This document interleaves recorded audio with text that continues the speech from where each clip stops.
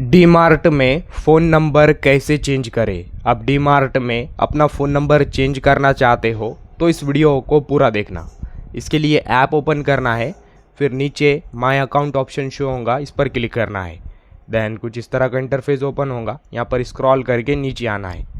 नीचे my address book option दिखाई देगा, इस पर क्लिक करना है। फिर नया इंटरफेस ओपन होगा। यहाँ पर एडिट ऑप्शन आएगा, इस पर क्लिक करना है।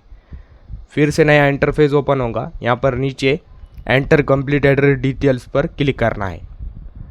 फिर नया इंटरफेस ओपन होगा। यहाँ पर स्क्रॉल करके नीचे आना है। नीचे रिसीवर्स कॉन्टैक्ट नंबर शो होगा, इस पर क्लिक करना है। देन आपने जो नंबर ऐड किया है वो दिखाई देगा। तो आपको इस नंबर को यहाँ से रिमूव करना है एंड आप जो नया नंबर ऐड करना चाहते हो आपको नया नंबर डालना है, यानी एंटर करना है।